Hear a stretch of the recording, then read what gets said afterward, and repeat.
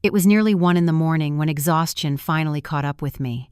After a long shift at the station breaking up a bar fight and finishing endless paperwork, I had collapsed onto the couch, half asleep, the television flickering weakly in the dark. My uniform still smelled faintly of smoke and sweat, and all I wanted was a few hours of peace. Outside, the night was restless. Dogs barked somewhere down the street. The roar of a motorbike echoed as a few neighborhood kids raced through the narrow road. Even at this hour, the city refused to sleep. I sighed, closed my eyes, and tried to let my body melt into the silence. Then a knock. Sharp, urgent, desperate. It cut through the night like a scream. I froze, my heart lurching. 3 heavy thuds followed, faster, louder. My police instincts flared to life in an instant. Who could be knocking at my door at this hour? I grabbed a chair out of habit, out of caution, and moved quietly toward the door. "Who's there?" My voice trembled slightly, not from fear, but from the heavy sense that something terrible was waiting on the other side. No answer, only another set of weaker knocks, and then a voice I would recognize anywhere, hoarse, broken, trembling. "Mom, please, open the door." My blood turned to ice. That was Sarah, my daughter. I threw the lock open. The door swung wide, and she collapsed into my arms. Her body was trembling uncontrollably. Under the dim porch light, I saw her face, her lips split and crusted with blood, her left eye purple and swollen. She clutched her stomach as if trying to hold herself together. "Sarah, oh my God, what happened to you?" I gasped, my voice breaking. She sobbed against my chest, her words barely audible. "He hit me, Mom, because of his mistress." For a heartbeat, everything stopped. The world around me, the ticking clock, the howling dogs, the night itself fell silent. All I could see was my daughter, broken and shaking, her tears soaking through my shirt. Rage and sorrow collided inside me. My throat burned, my pulse roared in my ears. I helped her inside, guided her to the sofa, and ran for the first aid kit. My hands trembled as I cleaned the blood from her lip, each wipe cutting into me like glass. When I gently lifted her blouse to check the bruises, I froze. A dark, sprawling mark covered her abdomen, black and purple, the size of a man's fist. My breath hitched. It wasn't just pain, it was cruelty. "He did this to you, didn't he?" "Robert?" She didn't answer, just sobbed harder, her whole body shaking. I swallowed the storm rising in my chest. I was a mother, but I was also a cop, and I knew exactly what came next. I wrapped her in a blanket, whispering softly, "You're safe now. You're home." But inside, I made a silent vow. Whoever hurt my daughter would pay for every bruise, every tear, every breath of fear he had put in her. Outside, the wind howled. The night wasn't quiet anymore, it was listening. The night air outside was sharp and heavy when I carried Sarah to the waiting taxi. My old car was still at the mechanic shop, and I couldn't afford to lose time. Sarah leaned against my shoulder, trembling, her voice breaking between sobs. "I'm sorry, Mom, I didn't want to wake you, but I couldn't take it anymore." Every word stabbed through my heart. She shouldn't have been apologizing, not for surviving, not for running to me. I pressed my hand against hers and whispered, "You did the right thing, sweetheart. You came home." The taxi engine hummed as we drove through the sleeping streets. The streetlights blurred through the window, painting pale streaks over Sarah's swollen face. I wanted to scream. I wanted to turn back time. But the only thing I could do was hold her close and keep her awake. By the time we reached the hospital, dawn was still a rumor behind the mountains. The neon sign above the emergency room flickered, buzzing faintly in the quiet. I paid the driver and helped Sarah out, her legs shaking beneath her. The smell of antiseptic and cold tile hit me like a slap. Dr. Letitia Figueroa, the night shift physician, was already waiting at the door. She was an old colleague, someone I trusted. Her eyes widened when she saw Sarah. She didn't need to ask a thing. One look was enough. "Let's get her inside," she said quietly, motioning for a nurse. As the nurse guided Sarah to a stretcher, I followed, my steps heavy. The moment the harsh white light hit her skin, I saw it all, bruises blooming like shadows down her shoulders, red marks circling her wrists, silent proof of everything she had endured. I gripped the edge of the examination table to stop myself from shaking. My voice came out low, cold, almost unrecognizable. "Take pictures of everything. Every mark, every wound. This isn't going away." Dr. Figueroa nodded grimly. We'll also do an x-ray. I suspect possible rib fractures. I turned away before Sarah could see my tears. I didn't want her to see me broken, not tonight. She needed strength, not sympathy. When the nurse rolled her away for tests, I stepped into the hallway and pressed my back against the wall. My phone buzzed in my pocket. Unknown number. I didn't have to look. I knew who it was. Robert. I declined the call. Then another came. And another. The screen lit up with his name, Robert Mendez. I stared at it for a long moment, my jaw clenched so hard it hurt. Finally, I turned the phone off completely. That man's voice would not enter my life tonight. When I went back into the room, Sarah was asleep or something close to it. The sedative was taking effect. I sat beside her, my hand brushing over her hair. Her face, pale and soft under the hospital light, took me back to when she was 5 chasing butterflies in the garden, laughing with her whole heart. How did we end up here? How did she— I leaned close and whispered, barely audible, "You're safe now. I promise you that. Whatever it takes, I'll make him pay." A nurse came in quietly. "She's stable for now. You can take her home in the morning." I nodded, exhaling slowly. I knew I wouldn't sleep that night, because something inside me had shifted, something dark, steady, and unbreakable. When dawn began to bleed through the hospital blinds, I sat by her bed, my phone in hand, and called an old number, James Ellison, my lawyer. His sleepy voice answered on the 3rd ring. "James," I said softly, though my voice was full of iron. "Start the plan. Now." He paused. "Elizabeth, are you sure?" I stared at my daughter's bruised face, at the proof of his cruelty written all over her skin. I've never been more sure of anything in my life. The morning sun was only beginning to rise when we arrived home. Its weak, golden light slipped through the curtains, cutting across the living room where I'd once watched Sarah play with her dolls. Now that same room smelled of antiseptic and fear. Sarah sat quietly on the couch, still pale, a blanket wrapped around her trembling shoulders. I made her a cup of warm milk and placed it beside her. She didn't touch it. She just stared blankly at the floor, as if the world had gone hollow. Her phone, lying on the table, wouldn't stop buzzing. 7 missed calls, all from Robert. And then a message flashed across the screen. "Open your mouth again and you'll lose everything." I felt my chest tighten, fury crawling up my throat like fire. I reached for the phone, but Sarah snatched it from me, clutching it to her chest. "Don't look, Mom. Please. It's nothing," she said, her voice shaking. Her eyes were wild with fear, as though just seeing those words could destroy her completely. I wanted to argue, to tell her that silence was poison, but instead, I sat beside her and held her hand. "You're safe now," I whispered, even though I wasn't sure if either of us believed it. Outside, the neighborhood began to stir, the sound of brooms sweeping driveways, radios turning on, and dogs barking at the morning light. Across the street, Miss Camila, our elderly neighbor, was already out in her yard, watering her plants. She saw me through the window, frowned, and hurried over. "Elizabeth," she said, her voice breathless, "I heard noises last night, crying. Was everything all right?" I hesitated. Then I told her the truth, about the beating, about Sarah running away in the middle of the night. Her eyes darkened with anger. "That bastard," she muttered through clenched teeth. "He walks around pretending to be a decent man, but I always knew something was off." Her words carried the kind of righteous fury that only women who have lived through pain can summon. And in that moment, I felt something I hadn't felt in hours: solidarity. "Camila," I asked carefully, "your camera, the one above your front door, does it record at night?" She nodded. "Of course. Do you need it?" I followed her across the street, the gravel crunching under my boots. She unlocked her phone, opened the app, and pulled up last night's footage. There it was, the image that froze my heart. Sarah pounding weakly at my door, her sobs barely audible through the microphone. The timestamp read 1:02 a.m. For a moment, I couldn't breathe. My hands trembled as I recorded the footage onto my own phone.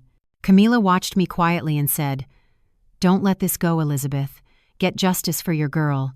You've got the strength for it." I nodded, swallowing the lump in my throat. "I will. I swear it." Back at home, I went straight to my bedroom. Inside my closet hung my police uniform, crisp blue shirt, khaki pants, the belt, the holster. I ran my fingers over the fabric, The weight of it had always meant duty, but today it meant vengeance. I dressed slowly, button by button, like a ritual. When I caught my reflection in the mirror, I barely recognized the woman staring back. The softness in her eyes was gone. All that remained was resolve. Then I opened the drawer of my desk and pulled out my digital camera. One by one, I lifted the blanket off Sarah, as gently as I could, and began taking photos: the split lip, the bruised eye, the dark mark across her stomach. Each flash was a silent scream, a vow that this violence would not disappear into the dark. When I finished, I backed up every photo on my laptop and stored a copy on a USB drive. The screen glowed faintly in the dim morning light. I sat there for a long time, watching it, knowing there was no turning back now. By the time the clock struck 8, Sarah was asleep again, her breathing shallow but peaceful. I went to the kitchen, made a bowl of chicken soup, and carried it to her bedside. She stirred as I sat down. Her eyes fluttered open. "Mom!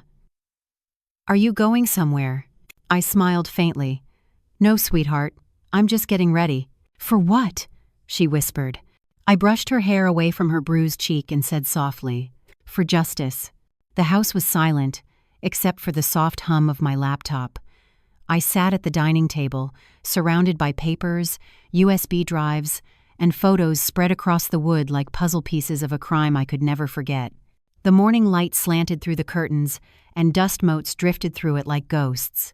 When the clock struck 9, I picked up my phone and called James Ellison again. He answered quickly this time, his tone alert. "Elizabeth," he said, "I've been expecting your call. You said you wanted to begin the plan. Are you ready?" I looked toward Sarah's closed bedroom door.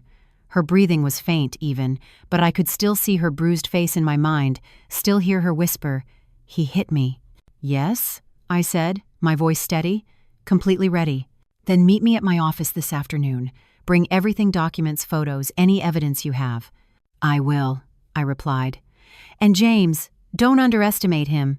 Robert isn't just violent, he's cunning." "I know," James said gravely. "That's why we'll hit him where it hurts the law." By midday, the sky had turned gray, heavy with unspent rain. I left Sarah resting at home under Miss Camilla's care. Before I left, Camilla caught my hand. "Don't worry," she said. "I'll keep an eye on her. No one will come near this house." Her words were simple, but they gave me more comfort than she could know. Sometimes the strongest allies come from the quietest corners. I drove to James's office downtown, the same one where I had stood years ago testifying against gang leaders. Back then, my badge was my armor. Today, it was my burden. James was waiting by the window, sleeves rolled up, his desk already covered with files. When I laid out the photos and the video footage, he examined them one by one, his eyes narrowing. "Good work," he said finally. "This is solid. We have physical evidence of assault, and thanks to Camilla's footage, a verified timestamp proving Sarah fled at 1 a.m. That alone undermines any claim he might make about her lying." He leaned back, tapping a pen against his chin. "But we'll need more: medical documentation, psychological evaluation, and if possible, proof of ongoing threats." I nodded. "She's still getting messages. He won't stop." James looked up at me, his expression sharp.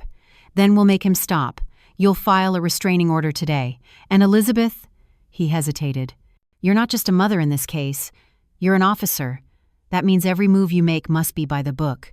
His reminder cut deep, because I already knew what he meant. My badge gave me power, but it also tied my hands. "I understand," I said quietly.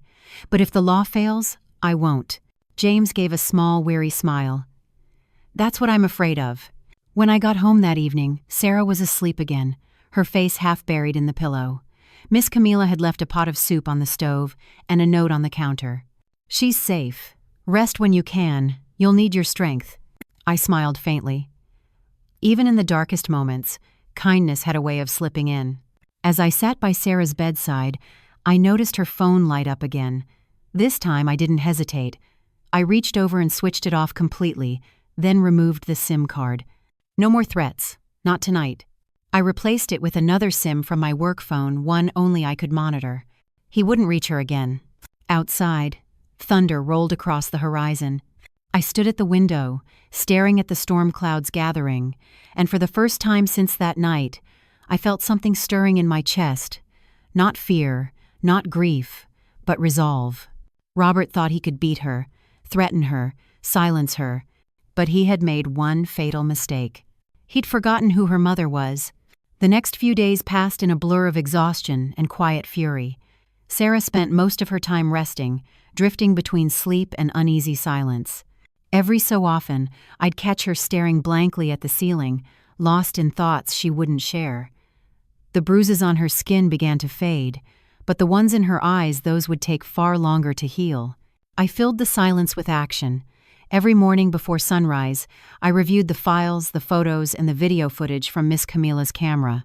I documented every injury, every threat. Each piece of evidence was another step toward justice, another brick in the wall I was building to protect my daughter. Then, one afternoon, as I sat at the kitchen table sorting through papers, my phone rang. The number was familiar but unexpected. Romero Alcazar, head of the Public Property Registry. "Elizabeth," he said, his voice low and serious. "I'm not sure if it's safe to talk long, but I saw something strange this morning." My brow furrowed. "What kind of strange?" "Your name and your daughter's appeared in a land transfer file," he said, "but neither of you called me to verify it. It looks like your family's old property, the one on the East Hill, transferred last week." For a moment, I couldn't even breathe. "That's impossible," I said. "We haven't signed anything." Romero sighed. "That's what I thought, but the papers are already filed." I grabbed my car keys without a second thought. "Don't move those files, I'm coming now." The office was crowded and humid, filled with the smell of paper and ink. Romero met me at the entrance and led me to his small, cluttered desk. He handed me a folder, his expression grim. Inside were the documents, the land transfer papers, stamped and sealed, bearing both my name and Sarah's. My heart sank. The signatures looked shaky, but there they were, our names forged with frightening precision. "Who brought these in?" I asked, my voice dangerously calm. "One of my clerks said it was your son-in-law," Romero said quietly. "Robert? He claimed you had authorized him to handle it because you were busy with police work." For a second, the room tilted. The air felt thin. Robert hadn't just beaten Sarah, he'd stolen from her, from us. The land was my father's inheritance, the last piece of him we still had. I remembered being a child, running barefoot through the tall grass on that property, hearing my father's laughter echo between the hills. And now, that memory, those roots had been forged away with ink and lies. I clenched my fists. "Romero, can you give me a certified copy of this file?" He nodded, lowering his voice. "I'll print one, but be careful. Someone on the inside helped him push this through." When he handed me the photocopy, his gaze met mine. "Elizabeth, you're dealing with something dangerous. He's not just a violent man, he's connected." I gave him a small, bitter smile. "So am I." When I returned home, Sarah was sitting up on the couch, flipping through an old photo album. She looked fragile but calmer. "Mom, where were you?" she asked softly. I hesitated before answering. "At the registry office." She looked up, eyes wide. "Why?" I placed the folder gently on the table. "Because Robert forged our signatures, Sarah. He transferred Grandpa's land to his mistress." Her face went pale, then red. "What? No, he wouldn't." But she stopped herself. She already knew he would. Tears welled in her eyes. "That land was Grandpa's dream, Mom. He used to say it would always belong to the family." I took her hands in mine. "And it still will. But now we have proof of fraud." That night, I met James Ellison again at his office. The city lights glimmered through the blinds as I laid the new evidence before him. He read in silence, his brow tightening with every page. Finally, he looked up. "This changes everything. With this, we can add fraud and forgery to the charges. He won't escape this time." I nodded. "I don't just want him arrested, James. I want every lie stripped away, every stolen thing returned." He gave a faint smile. "Then we'll do it the right way. But, Elizabeth, keep your gun close. Men like him get desperate when they start to lose." When I got home that night, I locked the doors, checked the windows, and stood by Sarah's door for a long time. She was asleep, her face turned toward the lamp's faint light, the shadows soft on her bruised cheek. I walked to my room, opened the safe, and placed the documents inside the photos, the medical report, the video, and now the fraudulent deed. Each piece of evidence was a promise, each one a weapon. As I closed the safe, I whispered to the darkness, "You took my daughter's peace, Robert. But now, I'm taking yours." Saturday morning arrived under a heavy gray sky. The air smelled like rain and gasoline, thick, metallic, and tense, just like my mood. I had barely slept. Every time I closed my eyes, I saw Sarah's face the night she collapsed at my door. The bruises, the tears, the trembling voice whispering, "He hit me." Today, that image wasn't just pain, it was fuel. I left Sarah at Miss Camilla's house early, knowing she'd be safe there. The police patrol I had requested now passed by every few hours, headlights sweeping across the quiet street. Camilla met me at her gate, her eyes full of concern. "Are you sure you want to face him alone?" she asked. "I have to," I said simply. "This isn't about fear anymore." She nodded, pressing a rosary into my hand. "Then go, and may God stand beside you."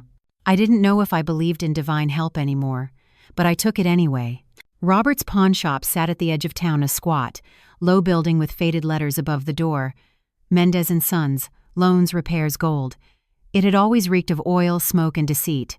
When I pulled up, 2 of his thugs were outside, rearranging boxes.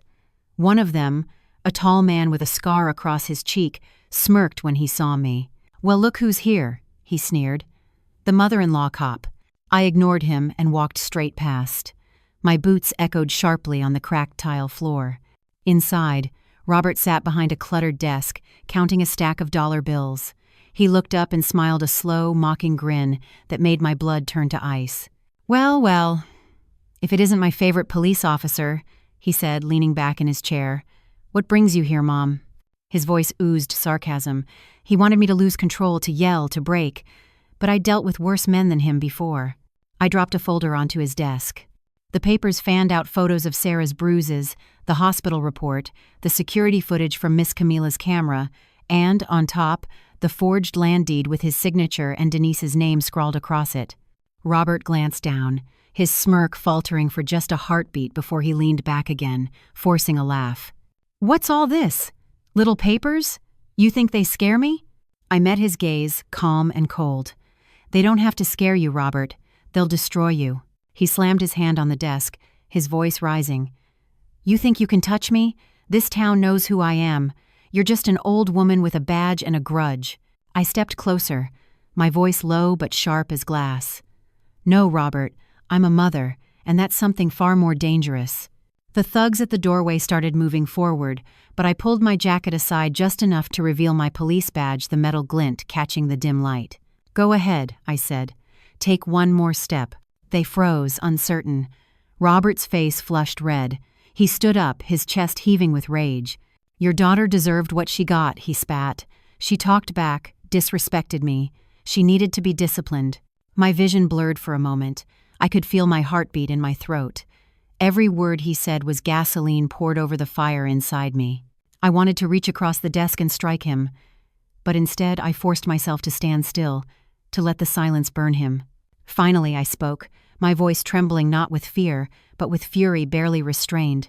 "From this moment on, Robert, you're no longer part of this family. The law will deal with you, and so will I." He gave a cruel laugh. "If you walk out that door, you'll regret it. Don't think I can't make people disappear in this town." I picked up the file, tucked it under my arm, and turned to leave. At the door, I stopped and looked back one last time. "You already made one person disappear, Robert," her smile. "And that's the one thing I'm bringing back, no matter what it costs." Outside, the air felt colder, cleaner. The first drops of rain began to fall, tapping softly against my car's windshield. I pulled out my phone and called James Ellison. "It's time," I said simply. "Time for what?" he asked. "To file the lawsuit," I replied. "He won't stop unless we make him." James hesitated. "He'll come after you, Elizabeth. Be ready for that." I watched the raindrops blur the world beyond the glass. I've been ready since the night he touched my daughter. A few days after that confrontation, the whole town seemed to shift against me. It began like a slow poison, one whispered rumor at a time.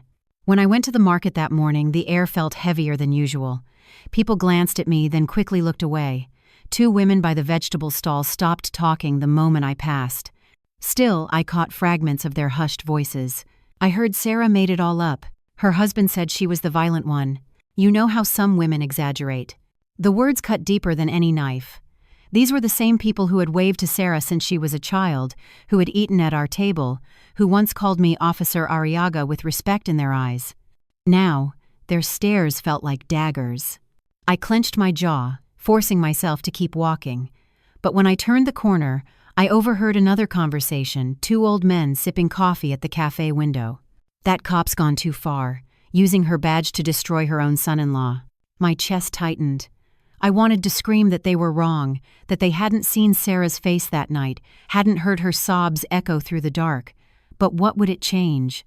Lies always travel faster than the truth. That afternoon, James Ellison called me to his office. His voice was tense, clipped. "Elizabeth, Robert's lawyer just filed a counterclaim." When I arrived, he handed me a thick folder. The legal document was full of venom accusations of slander, abuse of authority, and fabrication of evidence. Robert claimed Sarah had faked her injuries to extort him, and that I, a police officer, had manipulated the case for personal revenge. My hands trembled as I flipped through the pages. The ink bled into my vision. "He's calling me a liar," I said softly. James sighed. "He's calling you dangerous. He's trying to flip the story to make the abuser the victim." I leaned back in the chair, staring at the ceiling. "And the worst part? People are believing him." James's tone softened. "Public opinion is fragile, Elizabeth. But we have evidence, and evidence doesn't lie. We stay calm, we stay legal, and we let the truth do its work." I nodded, but inside, calm was the last thing I felt. When I got home, Sarah was sitting by the window, pale and quiet. I tried to smile. "James says the case is moving forward." She turned to me, eyes glassy. "Mom, people are talking about us. They're saying I provoked him, that I'm lying." Her voice broke. "They look at me like I'm dirty." I knelt beside her, taking her hands in mine. "Let them talk. Words can't hurt us anymore. We have the truth, and the truth always wins in the end." But even as I said it, a small part of me wondered if I still believed it. That night, I walked to the corner store to buy milk. The owner, Mrs. Ortiz, an old acquaintance, called me aside. She lowered her voice. "Elizabeth, be careful. People are saying you forged the land papers yourself that you're trying to steal from Robert." A chill ran through me. "What?" She nodded. "He's spreading it everywhere. He's turning everyone against you." I thanked her quietly, forcing a smile. But when I stepped outside, my hands were shaking. The street was dark. Wind carried bits of trash across the pavement. When I reached my house, a white envelope was lying under the door. No address, no stamp. I opened it and froze. Inside was a note, scrawled in messy handwriting. "Shut up, or you'll lose your daughter." For a long time I stood there staring at those words. Then, slowly, I exhaled and folded the note. My hands weren't trembling anymore. I placed it inside the growing folder of evidence on the dining table right next to the photos, the reports, the forged deed. Every threat he sent me was another nail in his coffin. That night I drove to James's office again. When I showed him the note, he studied it quietly and said, "Good. The dirtier he plays, the deeper he buries himself. But Elizabeth, this means he's getting desperate. You need to be careful." He leaned forward. "The only way to break this is with something undeniable. A witness. Someone from his side." I frowned. "Someone like who?" He hesitated before saying it. "Denise Salgado." The name dropped like ice into my chest. Robert's mistress. The woman who had helped destroy Sarah's marriage. The woman who had stood by while my daughter was beaten. I gritted my teeth. "You think she'd talk?" James met my eyes. "Maybe, if she realizes Robert will throw her under the bus next." I didn't answer. I was already thinking about what I had to do.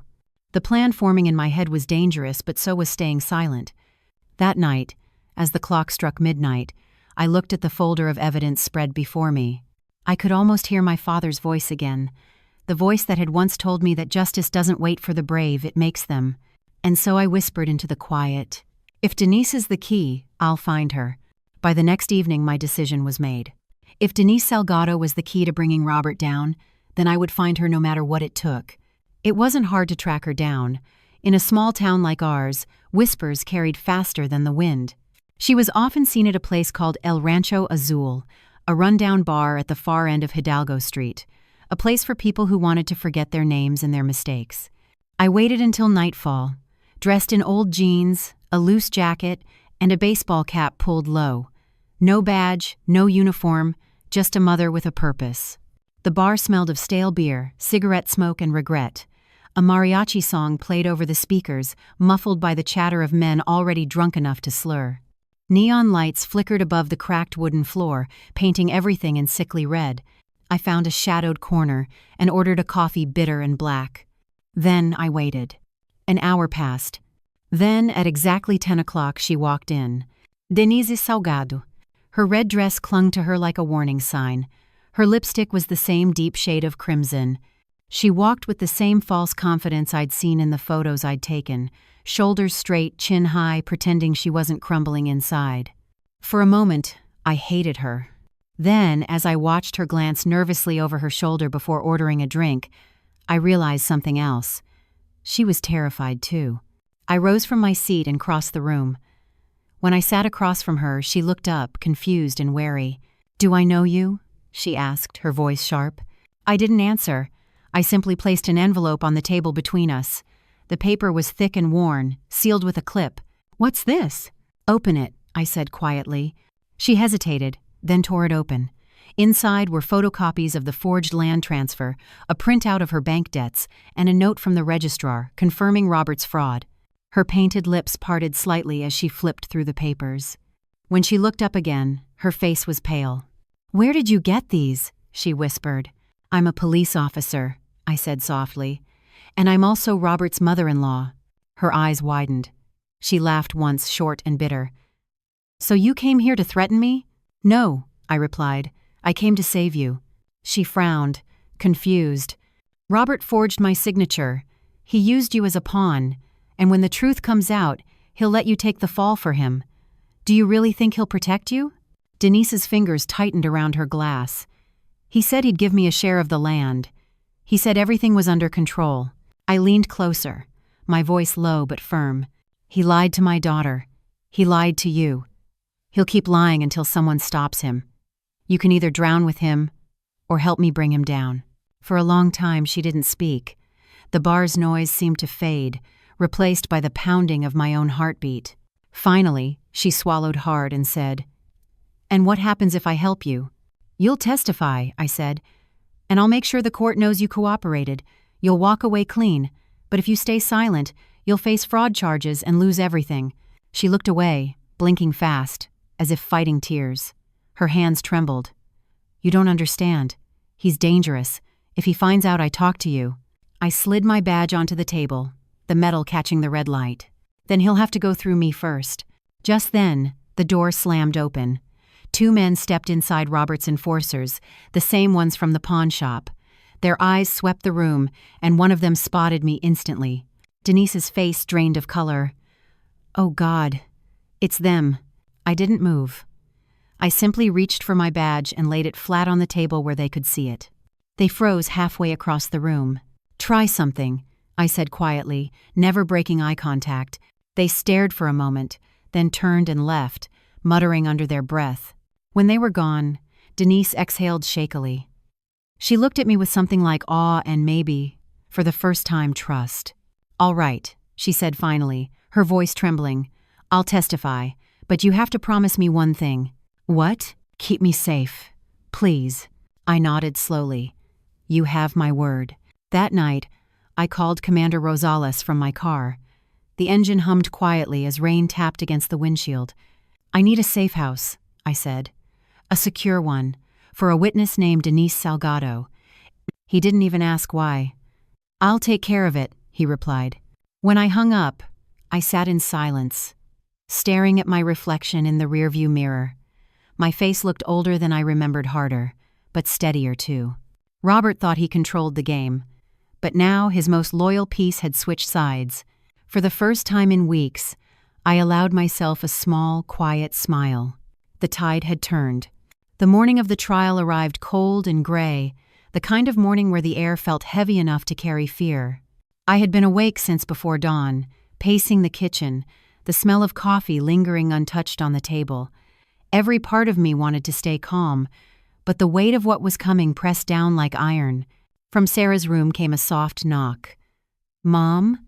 I turned to see her standing there in a pale blue dress, her scarf covering the fading bruise along her neck.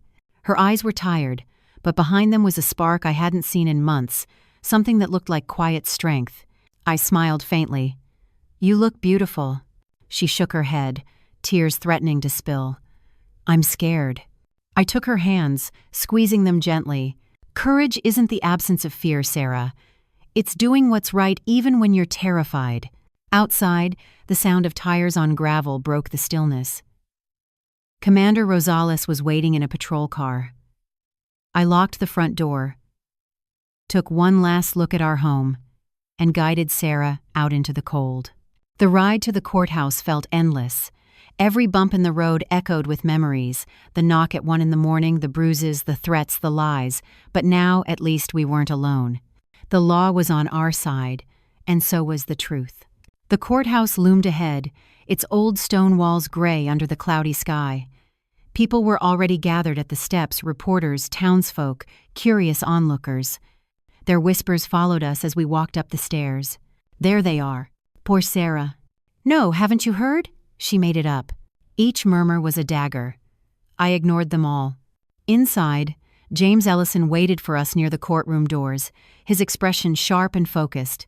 "Are you both ready?" he asked. I nodded. Sarah hesitated, then whispered, "Let's end this." When we entered the courtroom, every eye turned toward us. Robert was already there, seated beside his lawyer, Hector Valdivia, a man known for defending monsters. Robert wore a dark suit, his hair slicked back, his expression calm, too calm. But I saw it, the small twitch in his jaw, the flicker of panic behind the arrogance. In the back row sat Miss Camila, hands folded over her purse, eyes filled with silent support. And a few seats away, Denise Salgado. Her red lipstick was gone. Her dress was simple. She looked smaller somehow, but resolute. When the judge entered, the room fell into silence. Judge Arturo Cervantes, a man whose presence commanded the air itself, took his seat. James stood first. "Your Honor, we present clear and documented evidence of physical abuse, fraud, and threats made by the defendant, Robert Mendez, against my client, Sarah Mendez, and her mother, Officer Elizabeth Arriaga." He laid everything out methodically, the medical report, the photographs, the video footage from Miss Camila's camera showing Sarah knocking on my door, the messages of threats. As the screen played the footage, Sarah lowered her head. The faint sound of her knocking, her desperate voice pleading, "Mom, open up," filled the courtroom. Several people in the audience gasped. When the lights came back on, the silence was deafening. Then Valdivia stood, his tone smooth and poisonous. "Your Honor, what we see here is not justice, it is vengeance. My client, a respected businessman, is being slandered by a woman abusing her badge and authority. The injuries? Self-inflicted. The accusations? Fabricated. All to steal property and sympathy." The words made my hands clench so hard my nails cut into my palms.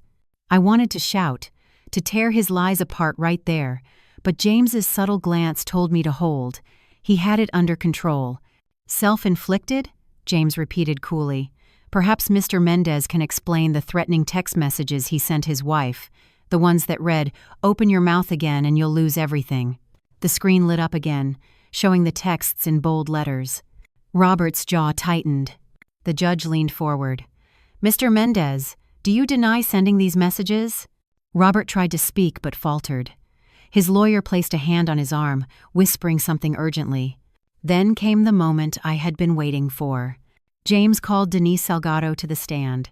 The room shifted. Everyone whispered. Robert turned pale. Denise's hands trembled as she raised her right hand to take the oath. She glanced briefly at me, and I nodded once, reassuring her. Her voice was unsteady at first. "Robert told me he'd give me a share of the land if I helped him. He said his wife didn't deserve it. He brought me the papers already signed. He said everything was handled." "Did you know those signatures were forged?" James asked. Tears welled in her eyes. "I know now, and I'm sorry." Robert leapt from his chair. "You lying whore!" he shouted. The bailiffs moved instantly, holding him back as the judge slammed his gavel. "Order! One more outburst and you'll be removed from the courtroom." Denise flinched but kept going. "He made me do it. He said no one would ever believe Sarah or her mother, that he owned this town." For a moment no one spoke. Even Valdivia looked shaken. James stepped forward. "No further questions, Your Honor." When it was my turn to take the stand, I swore the oath and faced the crowd. I could feel my heart hammering, but my voice came out steady. "I'm not here today as a police officer," I said. "I'm here as a mother. My daughter came to me beaten and terrified. The man who was supposed to protect her turned her life into a nightmare. I won't apologize for fighting back." I turned my gaze toward Robert. "That man isn't a husband. He's a coward hiding behind lies. And I will never, ever let him hurt her again." The room was silent except for the steady ticking of the clock. Judge Cervantes cleared his throat and adjusted his glasses. "The court will recess before rendering judgment," he announced. But I already knew. I could feel it in the air. The tide had shifted. As we stepped out into the sunlight, Sarah squeezed my hand. "Do you think we'll win?" she whispered. I looked at her, at the sky clearing above the courthouse, and for the first time in months, I smiled. "We already have, sweetheart," we told the truth. When court resumed after the recess, the room felt different, still tense, but charged with something new, something waiting to break free. The crowd had grown larger. Even those who had once whispered against us had returned, drawn by the weight of what was about to happen. Robert sat stiffly beside his lawyer. His face was pale, but his eyes burned with silent fury. He avoided looking at me, at Sarah or at Denise, who sat quietly in the witness area, twisting her fingers in her lap. Judge Arturo Cervantes entered and took his seat. The entire courtroom stood, the floorboards creaking under the collective breath of anticipation. When he began to speak, his voice carried like a slow drumbeat through the room. After reviewing the evidence, the testimonies, and the corroborating medical and legal documents, this court finds the defendant, Robert Mendez, guilty of domestic violence, forgery, and coercion. A murmur rippled through the audience. Robert's lawyer tried to interject, but the judge raised a hand, silencing him. Furthermore, this court issues a permanent protection order for the victim, Sarah Mendez, nullifies the fraudulent land transfer, and freezes all assets of the defendant, pending further investigation of financial crimes. The judge's gavel struck once hard. Final. This court is adjourned. For a heartbeat, no one moved. Then the noise broke a collective exhale, whispers turning into applause. Robert stood, face twisted in disbelief. "This isn't over," he shouted. "You'll regret this, Elizabeth. Both of you." Before he could take another step, 2 uniformed officers moved in and cuffed him. The metallic click of the handcuffs echoed through the chamber like a verdict of its own. I didn't look away. I met his eyes, calm and steady, until the officers dragged him out of sight. For the first time since that terrible night, I felt air filling my lungs again. Sarah's hand found mine. She was crying, but it wasn't fear this time. It was release. Outside the courthouse, the sky had cleared. The midday sun poured over the steps, warm and bright, as if the world itself had been waiting for this moment. People murmured as we passed. Elizabeth won. Justice won. But I didn't feel victorious. Not yet. I felt something quieter, a fragile peace, trembling but real. James came up beside us, smiling faintly. "You did it," he said. I shook my head. "We did it." Then I glanced toward Denise, who stood a few paces away, her eyes downcast. When our gazes met, she whispered, "I'm sorry." I nodded. "Go live your life right this time." She gave a tearful smile and disappeared into the crowd. That afternoon, as I sat on the porch with Sarah, I finally let the silence wash over me. The birds sang in the trees. The wind carried the scent of rain and earth. Sarah leaned her head on my shoulder. "Mom, is it really over?" I wrapped an arm around her. "It's over for him," I said softly. "For us, it's just the beginning." And it was true. Justice had been served, but wounds take longer to heal than verdicts. The law could punish, but only love could rebuild. Still, as I watched the sun sink beyond the rooftops, I knew we'd survived the worst. And survival was its own kind of victory. By the next morning, word of Robert's arrest had spread through every street, every cafe, every whispering corner of the town. His mugshot was plastered on the front page of the local paper, "Pawn shop owner arrested for domestic violence and land fraud." When I saw it, I didn't feel triumph, not satisfaction, just a strange stillness, as if something inside me had finally stopped trembling after weeks of holding its breath. Sarah stood by the kitchen counter, reading the article in silence. When she finished, she folded the newspaper and said softly, "I thought seeing this would make me happy." I looked at her. "And does it?" She hesitated. "It just feels empty." I nodded. "That's what justice feels like sometimes. It doesn't erase the hurt, it just stops the bleeding." The days that followed were quiet. For the first time in months, the phone didn't buzz with threats. No one pounded on the door. The house felt lighter, even the air seemed easier to breathe. But silence brings its own ghosts. Sarah would wake up in the middle of the night, gasping, whispering, "He's here." Each time I would rush to her room, sit on the edge of the bed, and hold her hand until her breathing slowed. "It's all right, honey," I'd whisper. "He can't touch you anymore." Sometimes she'd fall back asleep. Sometimes we'd just sit there, saying nothing, until the first light of dawn slipped through the window. I'd seen women like her before, survivors who smiled in daylight but fought shadows when the world went quiet. But this time, it wasn't just another case. It was my daughter. A week later, Miss Camila came by with a tray of sweetbread, her voice warm as ever. "You did what every mother dreams of doing, Elizabeth protecting her child." I smiled faintly. "I did what I had to." She looked at Sarah, who sat on the porch, a faint smile playing on her lips as she watered the plants. "She looks stronger," Camila said softly. "Yes," I said, watching her. Little by little.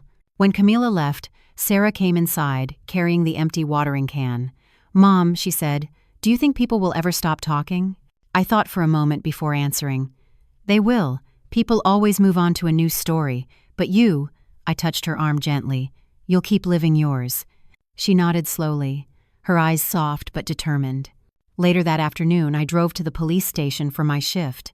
Walking into that building felt different now.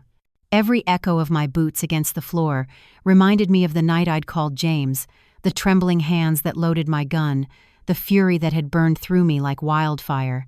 Now, that fire had cooled, but it hadn't gone out. If anything, it burned steadier. A young woman was waiting by the reception desk, her face swollen from crying. She looked barely 20. When our eyes met, she whispered, "Officer, can I talk to you? My boyfriend, Her voice broke. I guided her to a chair and handed her a tissue. "Take your time," I said. "You're safe here." And as she began to speak, I realized something that made my throat tighten. I was hearing echoes of Sarah's story in hers. The fear, the shame, the trembling. I leaned forward, my voice gentle but sure. "Listen to me. You are not alone. What he did is not your fault, and you have a choice now to stay silent or to fight back." Her eyes lifted to mine, full of tears but also something stronger, hope. In that moment, I understood what this fight had really been for. Not just for Sarah, but for every woman who thought no one would believe her. That evening, as I walked home, the sunset washed the sky in gold and crimson. When I opened the front door, Sarah was in the kitchen, humming softly as she cooked. The smell of onions and warm tortillas filled the air. "Dinner's almost ready," she said, smiling. That smile, after all the darkness, hit me harder than any victory ever could. It wasn't just a smile. It was proof that she was healing, piece by fragile piece. I sat down at the table, listening to her hum, the sound blending with the hiss of the pan. For the first time in a long while, the house felt like a home again. Months passed, and the seasons began to shift. The fiery reds of summer softened into the cool golds of autumn. Life, somehow, began to move forward again, slowly, cautiously, but forward. Sarah had found a job at a small accounting office downtown. When she came home each evening, she carried the faint scent of paper and coffee, her steps lighter than before.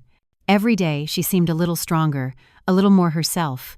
One night, she came home later than usual, her cheeks flushed from the cold. She stepped inside, smiling wider than I had seen in a long time. "Mom," she said, almost breathless, "I got the job. Full-time, with benefits." I looked up from the kitchen counter, unable to speak at first. Then I laughed, a sound I hadn't heard from myself in months. I stood, pulled her into my arms, and for a long time, neither of us said a word. It wasn't just about the job, it was what it meant. A new beginning, built from the ashes of everything she had endured. Our little house began to feel alive again. Sarah filled it with music, soft, gentle melodies that floated through the rooms like sunlight. Sometimes, I'd catch her humming as she folded laundry or cooked dinner. Each note was a small miracle, a quiet declaration that she had survived. Still, there were nights when shadows crept back in. She'd wake from dreams, trembling, whispering his name. Those were the moments when I would sit beside her bed, take her hand and remind her, "He's gone. The law took him. He can't hurt you anymore."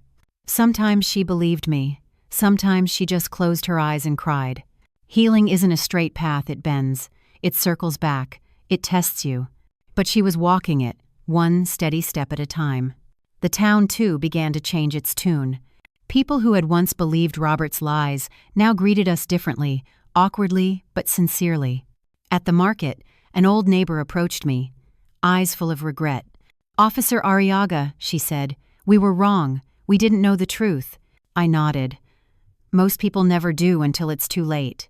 She looked down, embarrassed, but I didn't hold anger anymore. I had spent enough of my life feeding pain. It was time to let it starve. A few months later, Miss Camila stopped by one afternoon with her usual basket of sweet bread. She smiled at Sarah, who was now helping her carry it inside. "My goodness, look at you," she said warmly. "You've got color in your cheeks again." Sarah laughed, the sound light and pure. "I guess peace looks good on me," she joked. Camila turned to me. "You should be proud, Elizabeth." I nodded. "I am, more than I can say." When Camila left, I watched Sarah sit on the porch steps, her hair catching the evening light. The sky behind her glowed orange, fading into pink. And for the first time, I allowed myself to breathe deeply, to really feel that peace she spoke of. A few weeks later, a letter arrived from the district attorney's office.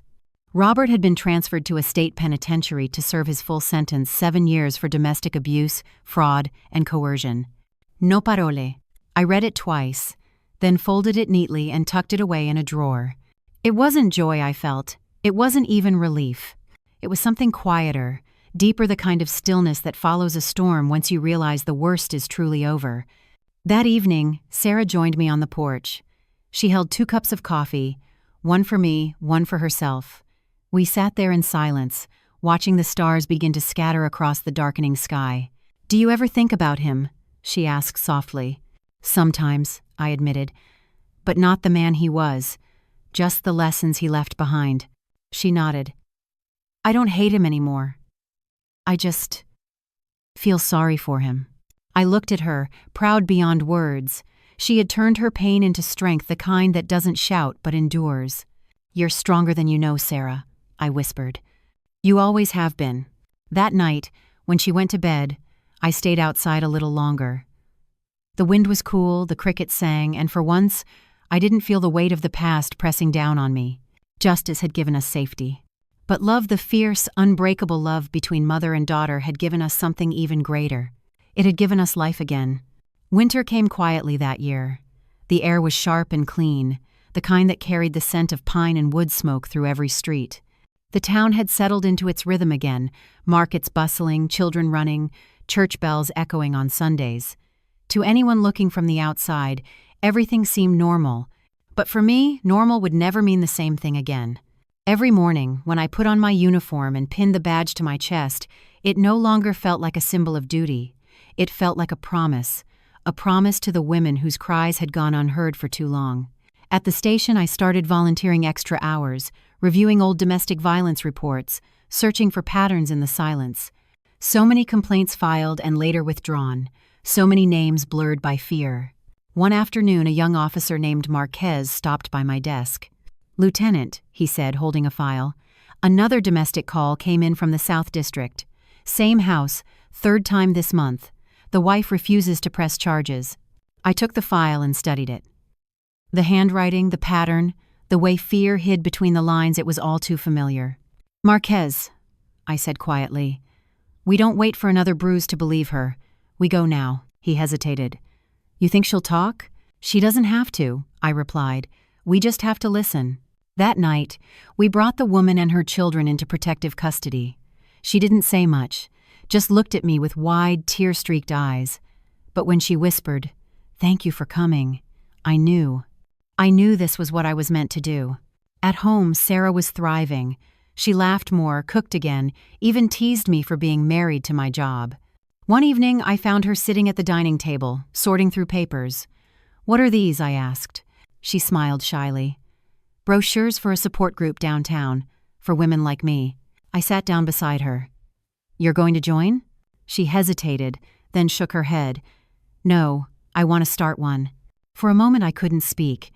My daughter, the same girl who had once collapsed in my arms, broken and terrified, was now ready to reach back into the darkness to help someone else find their way out. Pride swelled in my chest, so big it hurt. "You'll change lives, Sarah," I said softly, "just by standing up." She smiled. I learned from the best. Weeks turned into months. Together, we began to build something bigger than revenge, bigger than even justice, it was hope. Sarah's support group met every Thursday evening in the community center. The first night, only 3 women came. By the end of the month, there were 12. Some brought their children. Others came alone, shaking, afraid to speak. But Sarah listened to them.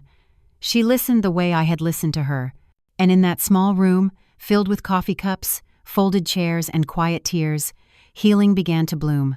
I often stood in the doorway, watching. Each story they shared was a scar turned into strength, a pain turned into purpose. One night, as we walked home together, Sarah slipped her arm through mine. "You know, Mom," she said, "I used to think what happened to me was the end of everything. But maybe it was just the beginning." The street lamps glowed softly above us, casting long shadows on the pavement. "Sometimes," I said, "God breaks us just enough to rebuild us stronger." Sarah smiled. "Then maybe we were meant to break a little." I looked at her, at the young woman she'd become, steady, brave, unafraid of her own story, and felt something deep inside me settle into peace. That night, before bed, I opened my notebook, the same one where I'd written down every piece of evidence against Robert. But now, the pages were filled with new names. Women we'd helped, shelters we'd built, programs we'd started. The war I'd once fought out of rage had become a mission built on compassion. As I closed the notebook, I whispered to the quiet house, "We did it, Sarah. We turned pain into something that matters." The prison loomed on the edge of the city, surrounded by high gray walls and barbed wire that glittered faintly under the winter Sunday. It had been nearly a year since the trial, and yet, when I stepped out of the car, a cold knot formed in my stomach. I wasn't here for revenge, not for closure. I was here to reclaim the last piece of myself that Robert had stolen my peace. The officer at the front gate recognized my badge and nodded respectfully. "Visiting Robert Mendez, are you?" he asked. "Yes," I said. My voice was calm, steady. "Just a few minutes." He led me through the metal detectors, the echo of my boots bouncing against the concrete floor. Each door clanged shut behind me with a heavy finality. The sound didn't frighten me anymore. I'd lived through worse prisons, the kind built inside the heart. When I entered the visitation room, Robert was already there, sitting on the other side of the glass partition. He looked smaller than I remembered. His once slick hair was unkempt, his face hollowed by time and bitterness. The arrogance that had once defined him was gone, replaced by something rawer, fear, perhaps, or regret. He lifted the phone, motioning for me to do the same. I hesitated, then sat down and picked it up. "Well," he said, voice hoarse, "I didn't expect you to come. What do you want, Elizabeth, to see what's left of me?" I studied him quietly. "No," I said. "I came to make sure you understand what you took and what you didn't." He laughed bitterly. "I lost everything.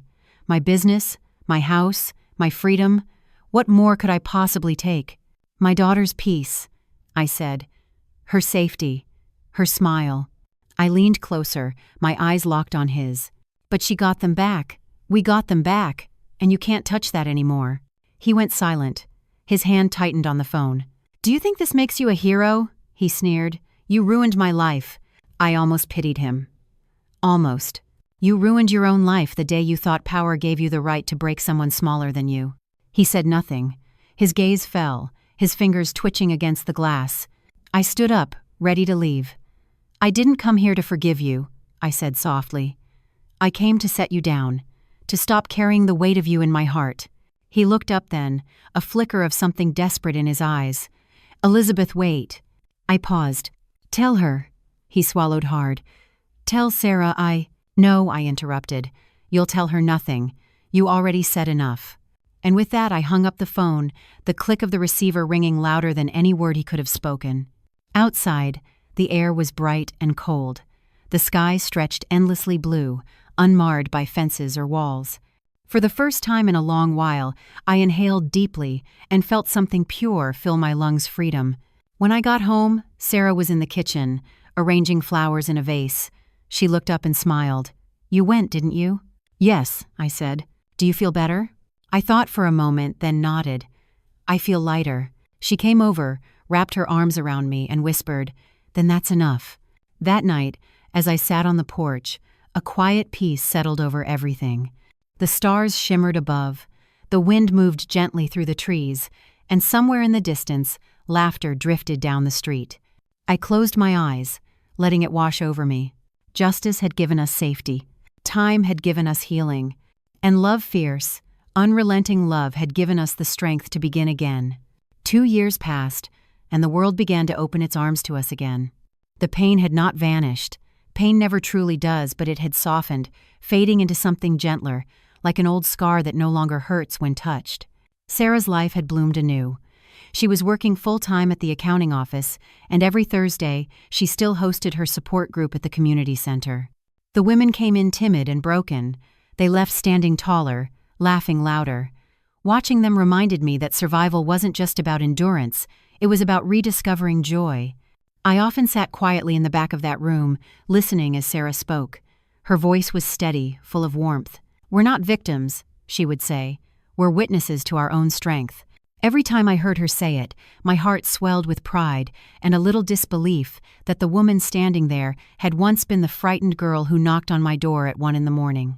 At the station, my own work had changed too.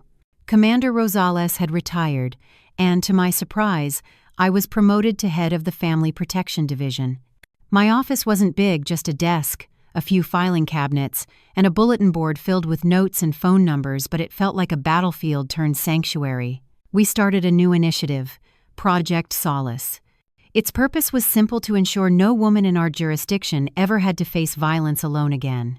We trained officers to recognize the quiet signs, built faster response systems, and partnered with shelters. It wasn't easy. Bureaucracy never is. But I kept reminding myself why it mattered, because somewhere, another Sarah was waiting for someone to knock on her door and say, "You're safe now." One afternoon, after a long meeting, I found a letter on my desk with no sender name.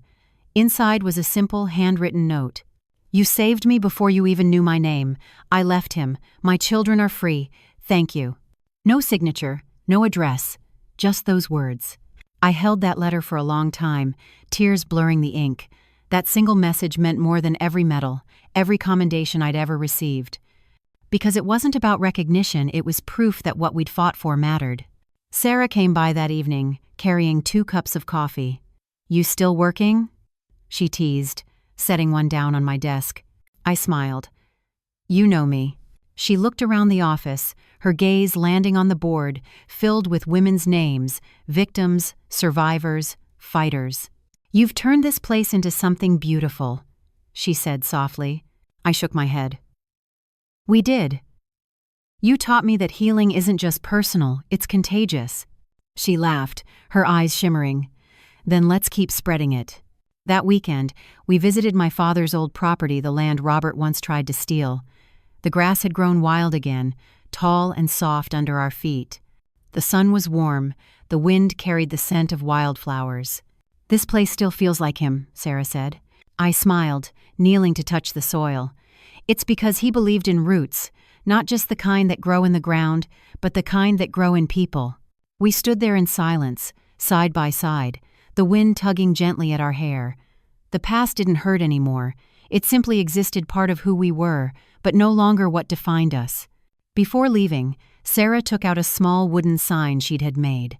Together, we placed it near the edge of the property. The letters carved into it read, "For every woman who refused to stay silent." That night, as I sat on the porch with my coffee, I thought about everything that had brought us here: the pain, the fear, the sleepless nights, the courage it took to stand up again. And then I realized something profound. Justice had been the battle. Peace was the victory.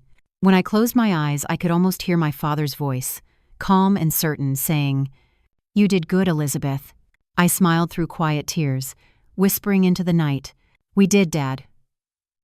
We finally did."